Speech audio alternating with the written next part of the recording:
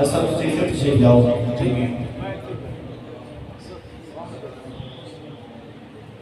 اچھی بات میں الصلاۃ والسلام علیکہ یا سیدی یا رسول اللہ الصلاۃ والسلام علیکہ یا سیدی یا حبیب اللہ وعلی آلک و صحبہ یا خاتم النبیین نعرہ تکبیر اچھی بات میں نعرہ تکبیر سست بیٹھے تھے ایتام فلسطین جانے نعرہ تکبیر اچھی بات میں نعرہ تکبیر نعرہ رسالت نعرہ رسالت نعرہ تحقیق تاجدار ختم نبوت آپ جو کہ تاجدار ختم نبوت تاجدار ختم نبوت نعرہ تکبیر نعرہ رسالت نعرہ رسالت جناب کی وجہ سے مولانا ڈاکٹر عبداللہ مصطفی صاحب تشریف لے کے آئے نعرہ تکبیر نعرہ رسالت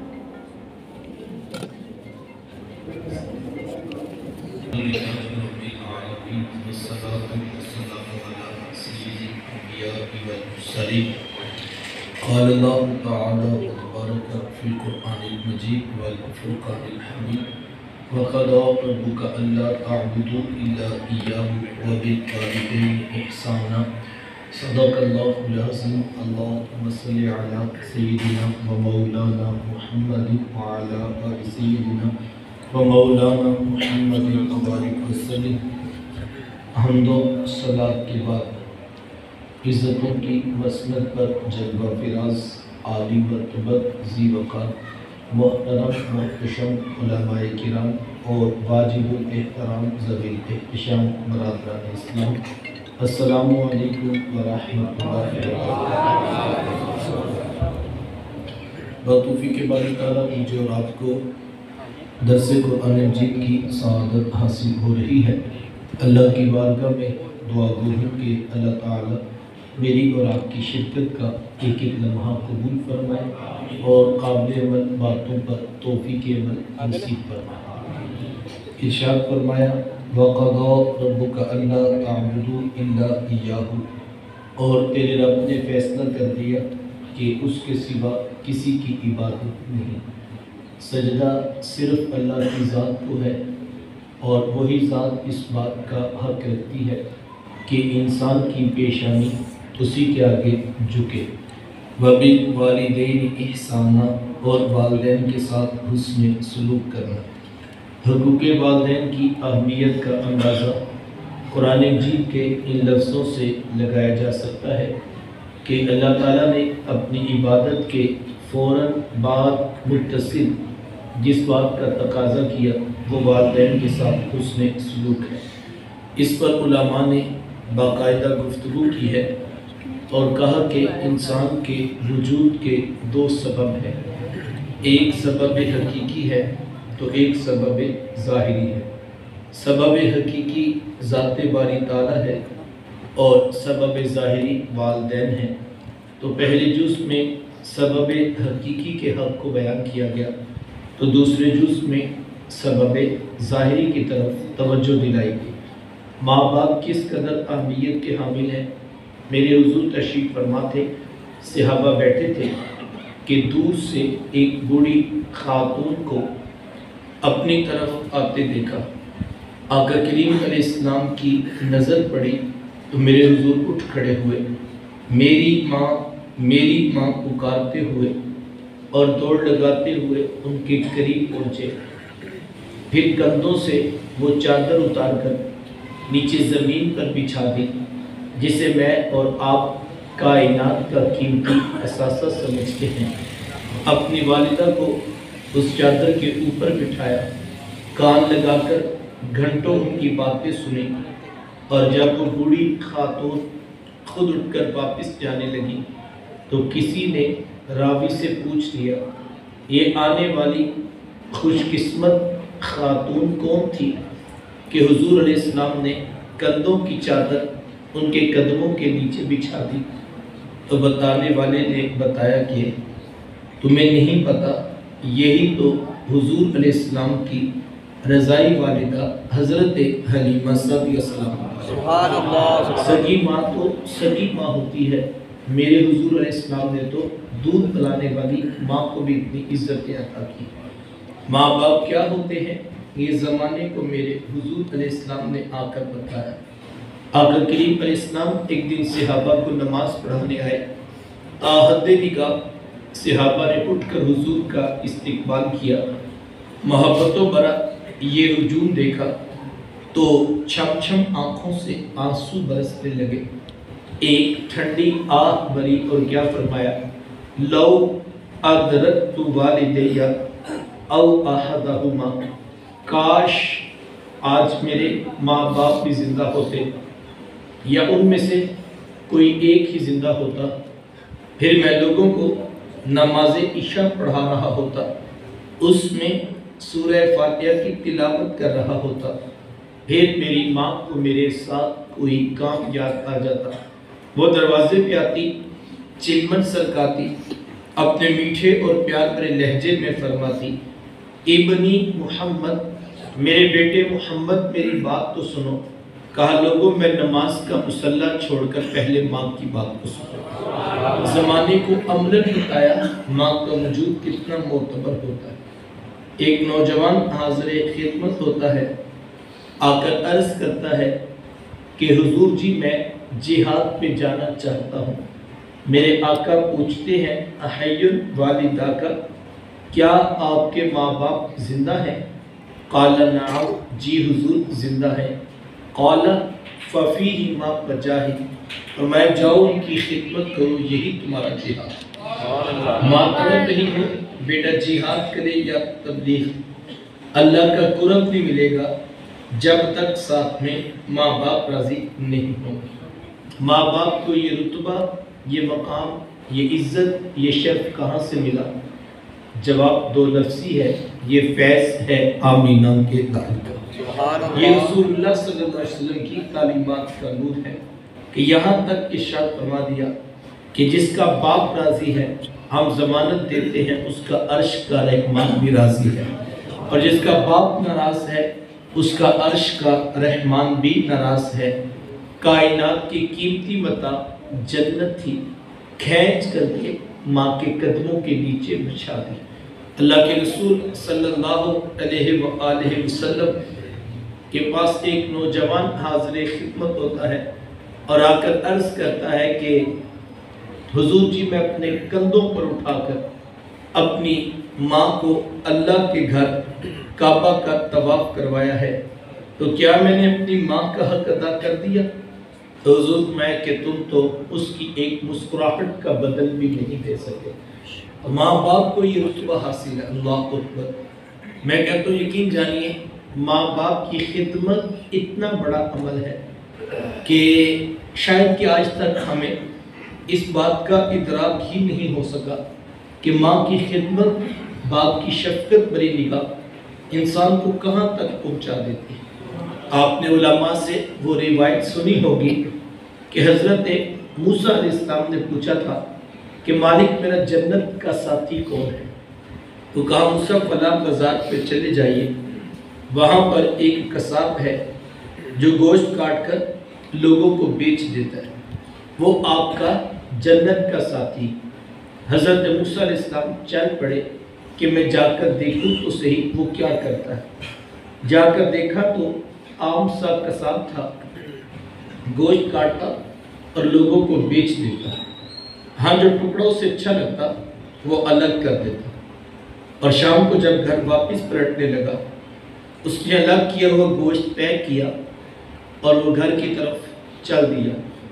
حضرت موسیٰ علیہ السلام بھی اس کے پیچھے ہو لیے، وہ گھر میں پہنچا اور جا کر کھانے کو تیار کیا، اور جب کھانا پک گیا روٹی کے ٹکڑے توڑ توڑ کر بھگو بھگو کر نرم کرتا اور پھر محبت سے لقمہ بنا کر اپنی بوڑھی ماں کے منہ میں رکھتا۔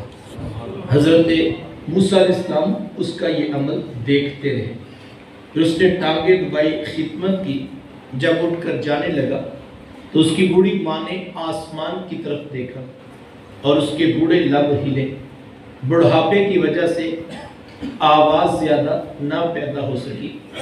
تو حضرت موسیٰ علیہ السلام نے پوچھ لیا کہ تیری ماں کیا کہہ رہی ہے؟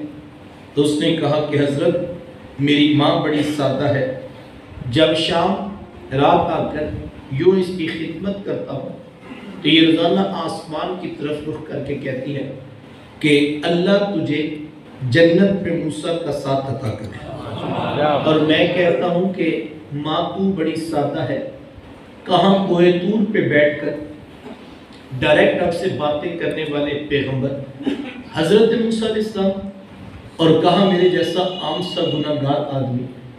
تو حضرت یہ تو کوئی جوڑ ہی نہیں بنتا، لیکن میری ماں بڑی سادہ ہے، یہ روزانہ خوش ہو کے مجھے یہی دعا دیتی ہے اور میں بھی اس کا دل رکھنے کے لیے آمین کہہ دیتا ہوں۔ حضرت موسیٰ علیہ السلام مسکرا پڑے، کہا تجھے پھر مبارک ہو، عرش کے رحمان نے تیری بوڑھی ماں کے لب قبول کر لیے اور تو ہی جنتوں میں موسیٰ علیہ السلام کے ساتھ کھڑا کیا جائے گا۔ ماں راضی ہونا رب جنت بھی عطا کرتا ہے، جنت میں انبیاء کا ساتھ بھی عطا کرتا ہے۔ ماں باپ کی خدمت اتنا بڑا عمل ہے۔ علماء نے 3 باتیں لکھی ہیں اور کہا کہ جو شخص یہ 3 کام کرے، ویسے تو ماں باپ کا حق کوئی ادا کر ہی نہیں سکتا ہے، لیکن جو ان 3 باتوں کے اوپر عمل کرے تو کہا بڑی امید ہے کل قیامت کے دن اس کے ماں باپ اس سے راضی ہو کر ملاقات کریں۔ مجھے اور آپ کو یہ 3 باتیں اپنے ساتھ ہمیشہ کے لیے جوڑ لینی چاہیے، اور آج کے اس درس قرآن سے بطور سبق یہ 3 باتیں اپنی زندگی میں شامل کیجیے گا۔ اور صرف اس درس قرآن میں نہیں، میری آپ سے التماس ہوگی کہ جب بھی کسی محفل میں جائیں تو یہ بات طے کر کے جائیں کہ جو آج میں سنوں گا یا اللہ عمل کرنے والی باتوں پر مجھے عمل کی توفیق عطا کر۔ یہ بہت اہم چیز ہے۔ ہمارے ہاں محافل کے اندر بہت زیادہ غیر سنجیدگی پائی جاتی ہے۔ محفل بھی ہو رہی ہے اور کہکہے بھی لگ رہے ہیں، محفل بھی ہو رہی ہے اور معذرت کے ساتھ بعض اوقات سٹیج سے لطیفے سنا دیے جاتے ہیں۔ اور مجھے بتائیں وہ ہدایت کی محفل، اللہ کا گھر، مقصود اللہ کا قرب حاصل کرنا، آئے تھے حضور کا دین سیکھنے کے لیے، نہ سکھانے والے کو یہ خبر تھی اور نہ بلانے والے کو یہ پتہ تھا کہ ہم آئے کیوں ہیں یہاں پر۔ آپ اپنا قیمتی وقت نکال کر آئے ہیں، جہاں بھی جائیں باعمل بننے کے لیے حضور علیہ السلام کے فرامین سنیں اور پھر ان کے اوپر عمل پیرا ہو جائے۔ یہ بہت بڑا فتنہ ہے اس دور کا کہ ہم صرف کانوں کی لذت تک سننے کا مزاج رکھتے ہیں، اس کو اپنے عمل کا حصہ بنانے کے لیے آمادہ نہیں ہوتے۔ اور عمومی رویہ یہ بھی ہے کہ ہم نے محفل کی، لوگوں کو دعوت دی، مجمع خوب تھا اور نعت خوانی بھی کمال تھی، تو خطاب بھی بڑا زوردار تھا اور لنگر بھی پورا ہو گیا، تو ہم نے کہا حد ہو گئی، کمال ہو گیا، لطف آ گیا، محفل ختم ہوگی، ہماری ذمہ داری ختم ہوگی۔ تو یقیناً ایک لحاظ سے دیکھیں تو ایک اہم کام تھا جس کے لیے چند لوگوں نے ذمہ داری اٹھائی، تو اب ہماری ذمہ داری ختم ہوگی۔ لیکن اگر آپ حقیقت کی نگاہ میں دیکھیں تو اصل ذمہ داری شروع ہی محفل ختم ہونے کے بعد ہوتی ہے کہ جو سن کے ہم جھوم رہے تھے اب اس کے اوپر ہم نے عمل کرنا ہے۔ میرے شیخ طریقت ایک دن فرمانے لگے کہ بیٹا اگر بندہ تقریر دھیان سے سن لینا تو زندگی میں ایک تقریر بھی کافی ہوتی ہے۔ کتنے سے آتا ہے جن کی حضور سے صرف ایک ملاقات، بس حضور سے نصیحت کا پیغام سنا اور پھر اس کو اپنی روح میں اتار لیا اور زندگی بدل کے رکھ دی۔ مقصود تو یہی ہے۔ تو میں آپ کو کہوں گا آپ 3 باتیں ہیں جو آج کے اس درس سے میں اور آپ لے کر اٹھیں۔ پہلی بات، ماں باپ فوت ہو جائیں تو کثرت کے ساتھ ان کے لیے بخشش و مغفرت کی دعا کی جائے۔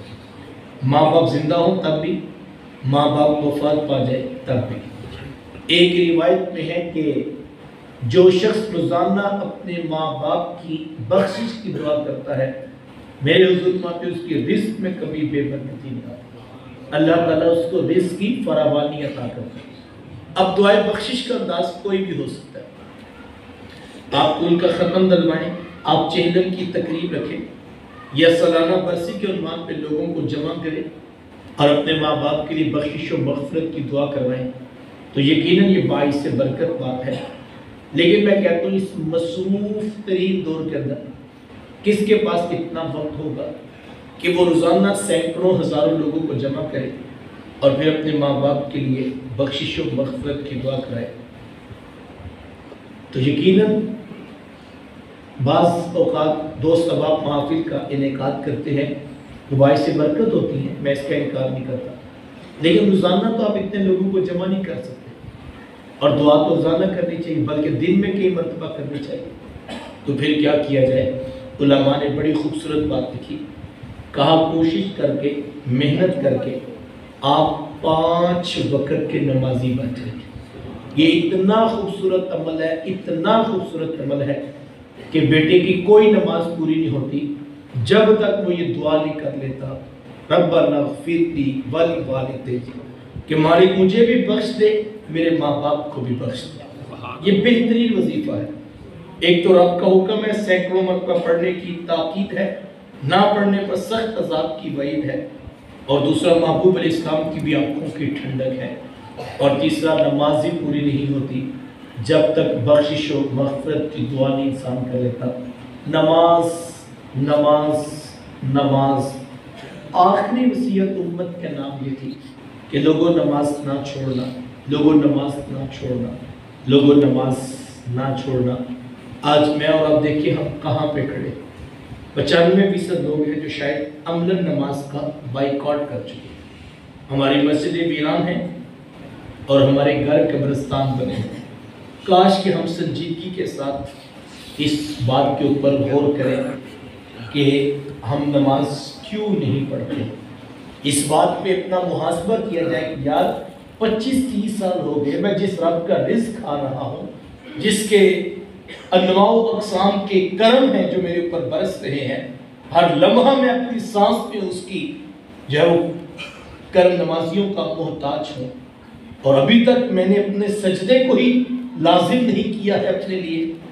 کاش کہ ہم اس کے اوپر سوچیں، اپنے گھروں کے اندر اپنے بہنوں کے ساتھ، بیٹیوں کے ساتھ، بچوں کے ساتھ میٹنگ کی جائے اور اہم موضوع کے اوپر بات کی جائے۔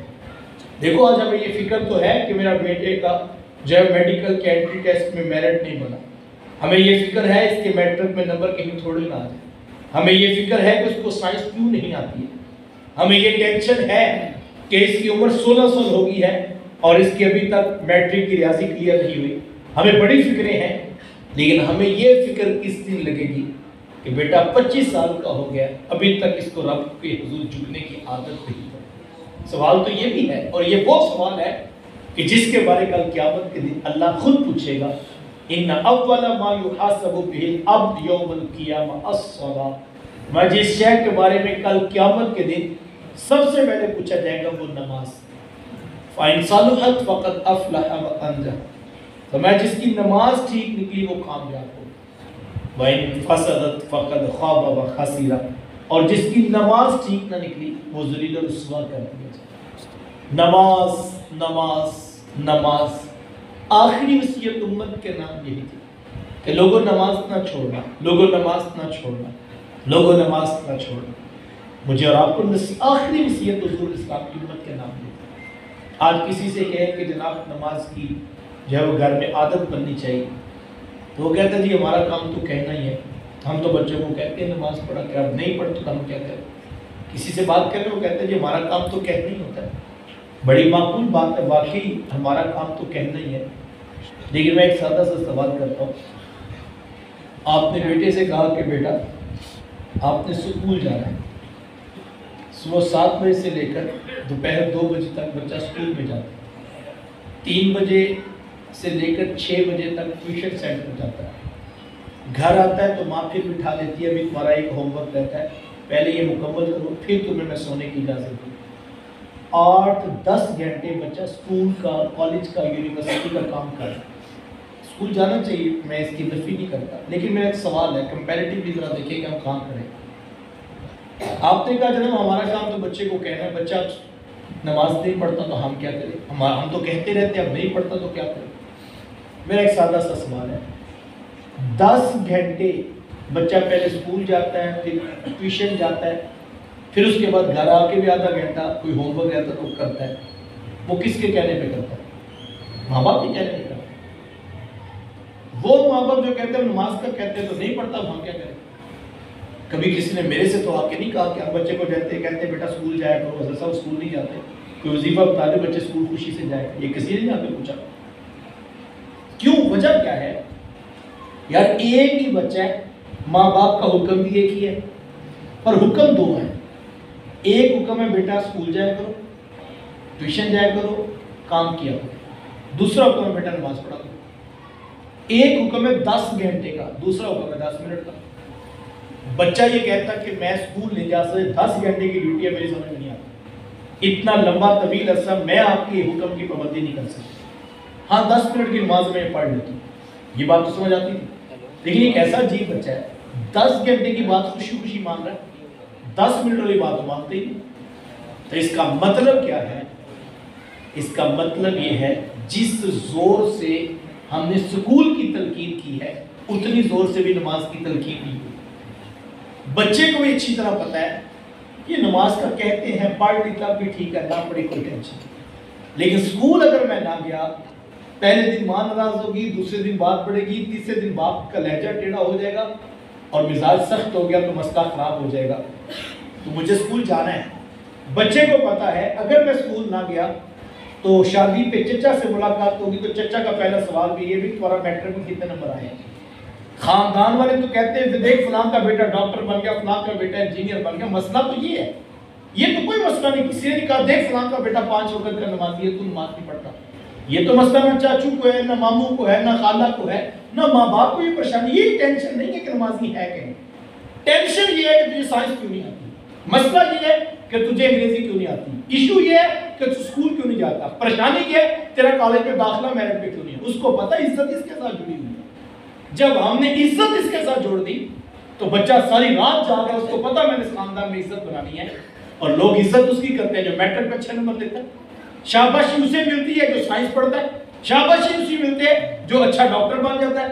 تو جب ہم نے ان چیزوں کے ساتھ عزت جوڑ دی تو بچے کو بھی پتہ ٹھیک ہے، کبھی کبھی کہہ دیتے ہیں نماز پڑھ لیا کرو، اور کبھی کبھی میں پڑھ بھی لیتا ہوں، یہ اتنا پریشانی والا مسئلہ نہیں ہے۔ اصل یہ ٹینشن نہیں ہے، اصل ٹینشن یہ ہے میری اسکول کی چھٹی نہیں ہونی چاہیے، اصل ٹینشن یہ میری ٹیوشن کی چھٹی نہیں ہونی چاہیے۔ تو جس چیز کو ہم نے اہمیت دی ہے تو پھر گزرتے گزرتے ہم نے کبھی کہہ دیا بیٹا نماز بھی پڑھا، اس نے کہا ٹھیک ہے، اس کی کوئی پریشانی نہیں، اور پھر ہم کہہ رہے ہیں ہمارا کام تو کہنا ہے۔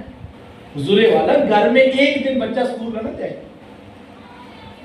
دکان پہ باپ پریشان بیٹھا ہوتا ہے، کوئی دوست آگے پوچھتا ہے خیر تو ہے، بڑے اداس لگ رہے ہیں، کہتا پتہ نہیں کیا بات ہے یار، 3 دن ہو گئے بچہ اسکول نہیں جا رہا، بڑی پریشانی ہے، بیمار ہے یا کیا مسئلہ ہے۔ 3 دن بچہ اسکول نہ جائے، باپ کے سر میں درد ہونا شروع ہو جائے، اس کا فیوچر خراب ہو جائے۔ ماں کہتی اس کے مستقبل کا مسئلہ ہے، اس کو ہاسٹل میں داخل کروا دو، کسی طرح اس کا مستقبل بن جانا چاہیے۔ کون سا مستقبل حضور والا؟ جو 20 سال کا ہے، 50 سال کا ہے، 60 سال کا ہے، بلاخر مستقبل ختم ہو جانا ہے۔ جس مستقبل کی میں دعوت دے رہا ہوں وہ مستقبل نہ ختم ہونے والا ساتھ، اور وہ آنا ہے، اور وہ ڈائریکٹلی نماز کے ساتھ بندگی کے ساتھ جڑا ہوا۔ ایک سجدہ جسے تو گراں سمجھتا ہے، 1000 سجدے سے بندے کو دیتا ہے نجات۔ ایک مالک کی دہلیز پہ جھکنے والا در بدر کی ٹھوکریں۔ آج ہمارا مسئلہ یہ ہے، ہمیں ابھی تک یہ بات نہیں سمجھ آئی، تو ہم آرزو سارے رکھتے ہیں، خواہش ہماری سب کی ہے۔ خواہش کیا ہے؟ دعا کریں جی بیٹا 5 وقت کا نمازی بنے، دعا کریں بیٹا نیک ہو جائے، دعا کریں اللہ اس کو جو ہے وہ سعادت نیکی عطا کرے۔ لیکن زور ہمارا ہے، دیکھو میں اگر اسلام آباد جانا چاہتا ہوں تو خالی میری چاہت سے اتنے ہوگا، اچھا جانا میں اسلام آباد چاہتا ہوں لیکن ٹکٹ میں نے ملتان کی کروائی ہوئی، اور میں کہتا ہوں دعا کریں میں ملتان سے میں اسلام آباد پہنچ جاتا، ایسا تو نہیں ہوگا۔ کوئی مجھے کہے گا میاں اگر اسلام آباد جانا ہے تو لائن بدلو، ادھر آؤ، اس طرف جاؤ، یہ اسلام آباد کا رستہ ہے۔ آرزو کرنے سے، خواہش کرنے سے، تمنا کرنے سے تو مسئلہ نہیں حل ہوگا، رستہ بدلنا پڑے گا، اپنی منزل کو تعین کر کے آگے بڑھنا ہوگا۔ اور بڑے خوش قسمت ہیں وہ ماں باپ جن کی اولادیں پنجگانہ سجدے کا مزاج رکھتی ہیں۔ یقین جانیے بڑی خوش قسمت ہیں وہ اولادیں اور بڑے سعادت مند ہیں وہ ماں باپ جن کے اولادوں کو سجدے کی توفیق حاصل ہے۔ قد افلح المؤمنون، تحقیق کامیاب ہو گئے ایمان والے۔ کون سے ایمان والے؟ الذین هم فی صلاتهم خاشعون، وہ ایمان والے جن کی نمازوں میں خشوع و خضوع موجود ہے، جو اللہ کے حضور کھڑے ہوتے ہیں تو گڑ گڑاتے ہیں، جو اللہ کے حضور کھڑے ہوتے ہیں آنکھوں میں آنسو ہوتے ہیں، جو رب کے حضور سجدہ ریز ہوتے ہیں دل لرز رہے ہوتے ہیں۔ دنیا والے اس کو مسیطڑ کہیں، دنیا والے کہیں یہ پیچھے رہ گیا، یہ دنیا والوں کا مسئلہ ہے، کوئی مانے نہ مانے رب کا قرآن ضمانت دیتا ہے یہ کامیاب ہو گیا۔ کامیاب وہ ہے جس کی سجدوں کی لذت اس کو نصیب ہے، جس کی پنجگانہ نماز پوری ہے۔ قد افلح المؤمنون، تحقیق کامیاب ہو گئے ایمان والے۔ تو مجھے اور آپ کو تلقین کی گئی پہلی بات جو مجھے اور آپ کو اپنی روح میں اتارنا ہوگی، اس کے اوپر جو ہے وہ بالکل 100% تیقن کے ساتھ جب رات سونے لگیں اگر نماز نہیں پڑھی۔ میں کل کسی نشست میں نوجوانوں سے کہہ رہا تھا، اسی طرح کچھ نوجوان بیٹھے تھے تو میں کہہ رہا تھا کہ یار بندے نے پیپر جمع کروائے ہونا اور اس کو امید ہو کہ میرا فلاں ملک کا ویزا لگ جانا ہے، تو اس نے اس کے لیے 3-4 لاکھ روپے جو اس کو اس وقت ضرورت پڑے گی اس نے پہلے سے جمع کیا ہوگا، اور وہ انتظار کر رہا ہے کہ اگر میرا ویزا لگ گیا تو یہ میری تیاری پوری ہے اور میں یہ 3-4 لاکھ روپیہ ساتھ لے کر جاؤں گا اور مسئلہ میرا حل، ٹکٹ خریدنی ہے جو کرنا۔ اچھا یہ ایک آپشن ہے، لیکن جتنا آپشن یہ ہے کہ ویزا لگ جائے گا اتنی ہی امید یہ بھی ہے شاید نہ لگے، اگر نہ لگا تو یہ پیسے کسی اور کام میں استعمال کروں گا، اگر ویزا لگ گیا تو یہ ادھر کام آئے، دونوں برابر کی آپشن ہے۔ لیکن وہ سمجھتا ہے کہ ایک آپشن یہ ہے کہ ویزا لگ گیا تو یہ ضرورت ہے میری، لیکن ضرورتوں میں سے نکال کے اس نے یہاں پیسے رکھ لیے، سیو کر لیے، کسی کو جمع کروا دیے، بینک میں رکھوا دی کہ جس سے مجھے ضرورت پڑے گی میں اس کو لے لوں گا، کیونکہ اس کو پتا ہے ایک آپشن تو ہے نا ویزا لگ جانا، لیکن برابر اتنی آپشن ہے، اتنی پرسنٹیج ہے کہ نہیں لگے گا، لیکن اس نے تیاری کی ہے، یعنی 50% چانس ہے کہ ویزا لگ جائے گا، 50% چانس ہے نہیں لگے، لیکن اس نے تیاری کر لی۔ اس نے یہ کیوں نہیں کیا؟ یہ بھی تو آپشن ہے نہیں لگے گا، رہنے دے تو تیاری، لیکن وہ کہتا ہے یہ آپشن اچھی ہے، اگر لگ گیا تو تیاری پوری ہونی چاہیے۔ میں کہتا ہوں یہاں آپشن ہے، جبکہ موت کی تو 100% تیقن کے ساتھ بات بتائی گئی ہے، موت آنی آج نہیں تو کل، کل نہیں تو پرسوں، 20 نہیں تو 30، 30 نہیں تو 40، 40 نہیں تو 60، 60 نہیں تو 100 سال بعد بھی موت تو آنی ہے، یہ اٹل حقیقت ہے۔ ادھر آپشن ہی کہ ہو سکتا ہے موت نہ آئے، یہ نہیں ہے، 100% تیقن ہے، ہم سب کو پتا ہے موت آنی ہے۔ صاحب جب یہ طے پایا کہ 100% یقین ہے کہ موت آنی ہے، تو پھر دانا وہ ہے جو اس کی تیاری کر لے، کس چیز کی؟ جس چیز کے بارے رب نے پوچھنا ہے۔ آقا کریم اسلام نے یہی فرمایا القیس، عقل مند کون ہے؟ فرمایا من دان نفسہ عامل لما بعد الموت، عقل مند وہ ہے جس نے اپنے نفس کو شریعت کی لگام ڈال دی اور موت کے بعد والی زندگی کے لیے اس نے عمل شروع کر دیا۔ میرے حضور مانتے ہیں وہ عقل مند ہے، دنیا اس کو بے وقوف ہے، لوگ کہ یہ کملہ ہو گیا، یہ بس ہر وقت جو ہے سچ کے پیچھے دیانتداری کے ساتھ جی امانت داری سے کمانا جی، یہ اس کے اپنے فلسفے ہیں، ہمارے یہاں اس کو مذاق اڑایا جاتا ہے، لیکن اللہ کے رسول کہتے ہیں عقل مند ہے یہ شخص، کیونکہ اس کو پتا ہے کہ یہ زندگی بالآخر ختم ہو گئی، اس کو پتا ہے کہ مجھے اپنے رب کے حضور جانا ہے، جب وہاں جانا ہی پہرا اور یہ تیقن ہے اس کو، تو پھر اس کی تیاری کرنی چاہیے صاحبو، آنکھیں بند کر کے یہ نہ کہ یہ جہاں مٹھا گلا کس نے مٹھا، صاحب جس نے بنایا ہے وہ جہاں دکھائے گا، اور جو جہاں بنا ہے اللہ اکبر، میں تو کہتا ہوں کاش کہ کوئی قبر والا اٹھ کے بتائے کہ اگلے جہاں میں ہوتا کیا۔ مسئلہ یہ ہے اس حقیقت کا کہ موت جس کے اوپر آتی ہے پھر وہ بتانے چکا رہتا ہی نہیں کہ اس کے ساتھ ہوا کیا، کاش کہ وہ قبر والا اٹھ کے بتائے کہ آگے ہوتا کیا ہے۔ یہ حقیقت اللہ نے رکھی ہے ایسے کہ جس پر موت آتی ہے وہ اس حقیقت کے راز کو کھولنے کے قابل نہیں رہتا۔ صاحب آنکھیں بند کر کے میں اور آپ اپنی زندگی عیش و عشرت کے ساتھ جو ہے وہ موج مستی کے ساتھ گزارے تو یہ بھی ہماری آپشن ہے۔ اللہ نے خود کہا فَمَنْ شَاءَ فَلْيُؤْمِنْ وَمَنْ شَاءَ فَلْيَكْفُرْ، محبوب آپ نے راہ دکھا دی ہے، جس کا جی چاہے وہ انکار کرے جس کا جی چاہے وہ مان لے، راستہ تو کھلے، آج زبردستی تو کوئی نہیں، جس کا جی چاہتا ہے وہ یہ رستہ اختیار کرے، جس کا جی چاہتا ہے وہ یہ رستہ اختیار کرے، لیکن دونوں رستوں کا ہم نے بتا دیا نتیجہ کیا ہے، منزل کیا ہے۔ اگر یہ کرے گا تو یہ رستہ کٹھن ہوگا، مشکل ہوگا، لیکن اس کے آخر میں جنت کے باغ و بہار ہے۔ لیکن یہ رستہ بظاہر تو بڑا آسان ہوگا، لیکن اس کے آخر میں نتیجے میں بھڑکتی ہوئی جہنم کی آگ ہے۔ قرآن نے تو کہا یشفی الوجوہ، ایسا گرم کھولنے والا پانی ہوگا کہ قرآن کہتا ہے چہروں کو بھون کے رکھ دے گا۔ بئس الشراب وساءت مرتفقا، بہت برا پانی ہے وہ پینے کا، اور کہا کہ بڑا برا ٹھکانہ ہے وہ پلٹنے کا۔ تو یہ تو قرآن نے بالکل واضح کہہ دیا، تو یہ اختیار ہمارے پاس ہے، یہ آج فیصلہ ہم نے کرنا ہے۔ تو دانا وہ ہے جو اپنی آخرت کے لیے تیاری کر رہا ہے، عقل مند وہ ہے جو اس کے لیے پریشان ہے۔ تو خوش قسمت ہیں وہ لوگ جن کو سجدہ نصیب ہے اور جن کو توفیق سجدہ ہے۔ مجھے اور آپ کو اپنے لیے، اپنی اولادوں کے لیے جس کام کے لیے سب سے زیادہ محنت کرنی ہے وہ نماز پنجگانہ ہے۔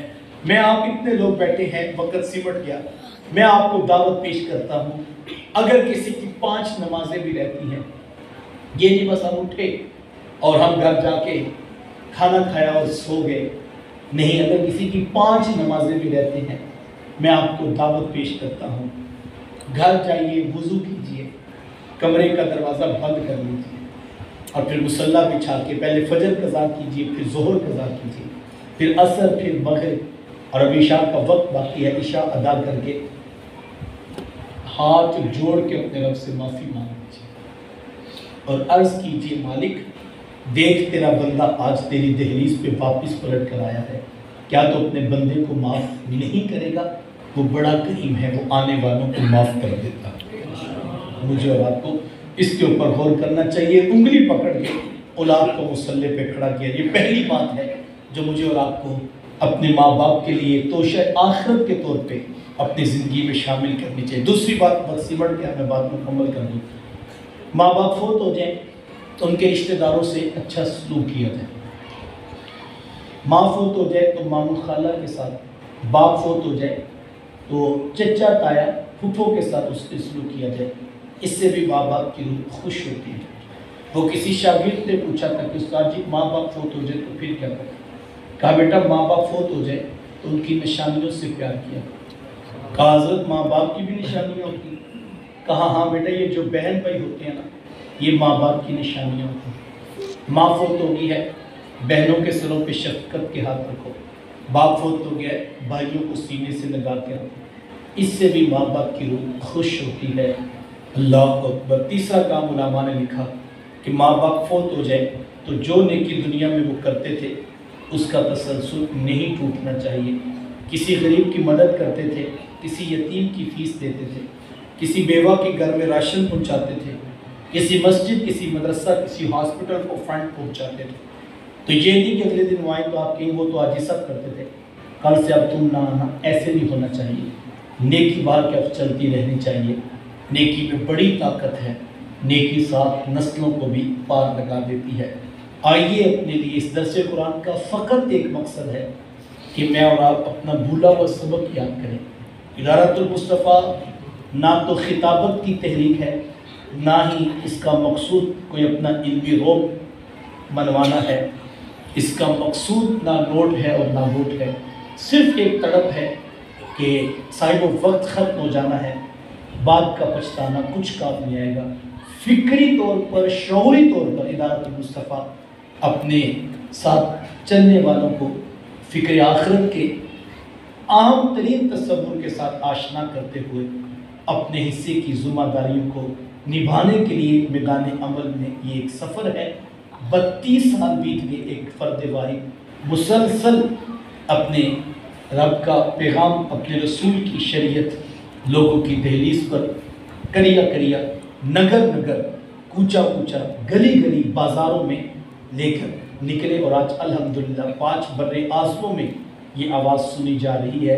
ادارۃ المصطفیٰ اللہ کی توفیق سے حلقہ رینالہ کا المصطفیٰ اسلامک سینٹر کیمپس کا آغاز ہو چکا ہے، اور میرے محترم حاجی عبدالرؤف صاحب اللہ جناب کو زندگی صحت عافیت عطا فرمائے، اور قبلہ علامہ مولانا محمد رفاقت علی مصطفی صاحب میرے باؤں پہلو میں جلوہ فگن ہیں، تو جناب نے لاہور شہر چھوڑ کر آپ کے اس رینالہ کیمپس کے لیے اور شہر رینالہ میں المصطفیٰ اسلامک سینٹر کی جو ہے وہ پہلی کلاس جس کا آغاز حفظ قرآن مجید اور درس نظامی کے اسباق سے ہوا ہے، الحمدللہ اس کے لیے اپنے آپ کو وقف کیا ہے۔ تو میں آپ تمام دوستوں کو دعوت پیش کرتا ہوں، ہر منگل کو کلاس ہوتی ہے، ہر جمعہ رات کو مغرب کے بعد، ہر جمعہ رات کو مغرب کے بعد قبلہ علامہ صاحب، یہ بالکل شیر گڑھ روڈ کے اوپر المصطفیٰ اسلامک سینٹر فاطمہ ٹاؤن میں موجود ہے۔ تو بالخصوص میں نوجوانوں سے کہنا چاہوں گا کہ علامہ صاحب 24 گھنٹے وہاں ہوتے ہیں، آپ کا کوئی ٹائم بنے تو الحمدللہ طلباء پڑھ رہے ہوتے ہیں، آپ قرآن سیکھنے کی تشریف لائیں۔ ویسے جمعہ رات کو، ہر جمعہ رات کو مغرب تا عشاء فہم قرآن کلاس کے عنوان سے ترجمہ القرآن کلاس منعقد ہو رہی ہے۔ آئیے قرآن سیکھیے، فکری طور پر، شعوری طور پر اپنے بچوں کو ساتھ لے کر سفر کیجیے اور دین کے عقائد و نظریات اور اعمال صالحہ کا جو پیغام ہے اس پر عمل پیرا ہونے کا جذبہ پیدا کیا جائے، یہ مقصود ہے۔ ایک نمبر آپ نوٹ کر لیجئے گا، اس نمبر کے نوٹ کرنے کا آپ کو فائدہ یہ ہوگا کہ آپ کا المصطفیٰ اسلامک سینٹر ادارت المصطفیٰ رینالہ حلقہ رینالہ میں آپ کا نمبر ایڈ کر دیا جائے گا۔ جب کبھی بھی یہ نشست ہوگی آپ تک پیغام پہنچے گا، اور دوسرا آپ کو اس کا یہ فائدہ ہوگا کہ جب کبھی میرے شیخ طریقت علامہ پیرزادہ محمد رضا ثاقب مصطفی صاحب رینالہ یا اکاڑا یا آپ کی اس تحصیل حجرہ شاہ مقیم میں تشریف لائیں گے تو اس سے آپ کو بر وقت اطلاع مل جائے گی۔ نمبر نوٹ کیجئے گا 0300 840 1518 0300 840 1518۔ اپنا نام، اپنے علاقے کا نام لکھ کر آپ واٹس ایپ کر دیں گے، ہمارا نمائندہ آپ کا نمبر سیو کر لے گا اور اس سے یہ ہوگا کہ آپ کو بر وقت اطلاع واٹس ایپ کے ذریعے ملے گی۔ نمبر دوبارہ نوٹ کیجئے گا 0300 840 1518۔ یہ نمبر سیو کر کے آپ واٹس ایپ پہ جا کے جو ہے وہ میسیج کریں گے تو وہ 840 1518 0300 840 1518 آپ اپنا نام لکھ کر واٹس ایپ کر دیں گے۔ جو نوجوان دعوتی مہم میں درس قرآن میں شامل ہونا چاہیں اور لوگوں تک پیغام پہنچانے کے لیے اس تحریک میں شامل ہونا چاہیں وہ بھی اس نمبر پہ رابطہ کر سکتے ہیں۔ علامہ صاحب 24 گھنٹے المصطفیٰ اسلامک سینٹر میں موجود ہوتے ہیں۔ آپ خود بھی تشریف لائیں، اپنے بچوں کو ساتھ لیں، دوستوں کو دعوت دیجیے اور قرآن سیکھنے کا عملاً شعوراً یہ فیصلہ کیجیے کہ ہم نے اللہ کا قرآن سیکھنا ہے اور اپنے بچوں کو بھی دین کی راہوں پہ لانا ہے۔ 6 کنال کے رقبہ پر محیط خوبصورت بلڈنگ اور اس کے اندر جدید وسائل اور انتظامات اور اسباب کا اہتمام کیا گیا ہے۔ ماشاءاللہ بچے وہاں ہاسٹل میں رہتے ہیں اور وہاں پر علم نافع حاصل کرنے کے لیے وہ تشریف فرما ہے۔ درس نظامی کی بھی کلاسز ہیں اور عصری علوم جو میٹرک ایف اے بی اے ہے اس کی بھی ساتھ میں تعلیم دی جاتی ہے۔ حفظ قرآن مجید، ناظرۃ القرآن مجید اور تفسیر قرآن مجید کے اسباق بھی پڑھائے جاتے ہیں۔ اللہ مجھے آپ کو توفیق عطا نصیب فرمائے۔ وآخر دعوانا آمین۔ اللہم صلی علی